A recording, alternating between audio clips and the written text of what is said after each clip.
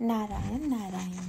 आज का विषय है परमार्थ में अभिमान ही बाधा बनता है।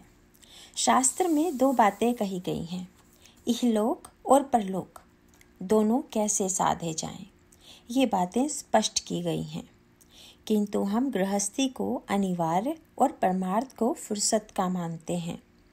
वैसे इन दोनों का ज्ञान प्राप्त होने के लिए जानकार की संगति जरूरी होती है। परलोक की प्राप्ति करा देने वाले को सद्गुरु कहते हैं। जो मनुष्य स्वयं कहता है कि उसके कुछ नहीं समझता, उसके लिए सद्गुरु की ओर जाने का रास्ता खुल जाता है। हम भगवान की शरण में नहीं जाते क्योंकि हमारा अभिमान ही इस शरण जाने के रास्ते में बाधा बनता है। लेकिन मज़ा तो यह है कि व्यवहार में भी हम अभिमान का त्याग कर जिसे जो समझता है उससे वह प्राप्त करने के लिए जाते हैं। यह लोक अनुभव का और परलोक अनुमान का है, ऐसी हमारी कल्पना है। लेकिन इहलोक का अनुभव दुखदायी होता है, फिर भी हम उसे छोड़ते नहीं। तब परमार्थ का अनुभव नहीं है, इसलिए हम परमार्थ के पीछे नहीं जाते, यह कहना ढोंग है। कुछ लोग पूछते हैं, जब हम गृहस्थी में कोई पाप नहीं करते तो परमार्थ करने का और क्या बाकी रह गया। लेकिन उन्हें जानना चाहिए कि गृहस्थी चाहे ईमानदारी की ही हो, फिर भी उसमें जब अभिमान होता है तो परमार्थ नहीं साधेगा।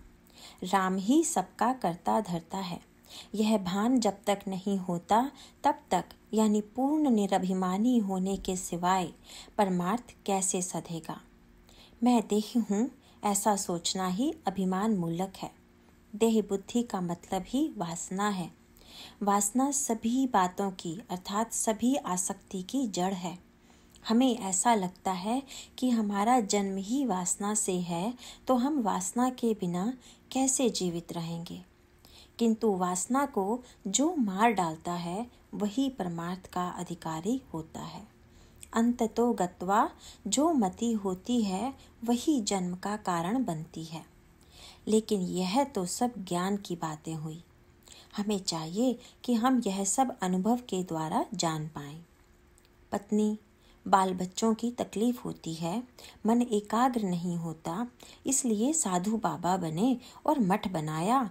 लोग आने लगे, उनके भोजन के लिए भिक्षा मांगने लगे, लेकिन भगवान ही सबको भोजन देता है, यह भूल गए।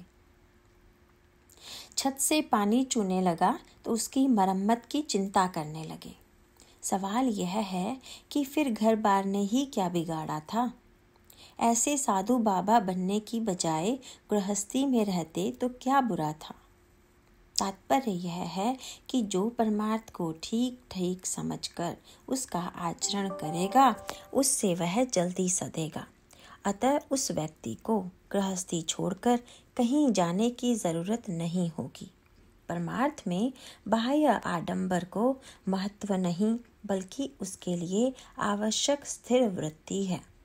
भगवान का निरंतर अनुसंधान ही वृत्ति स्थिर करने का एकमात्र उपाय है। नारायण।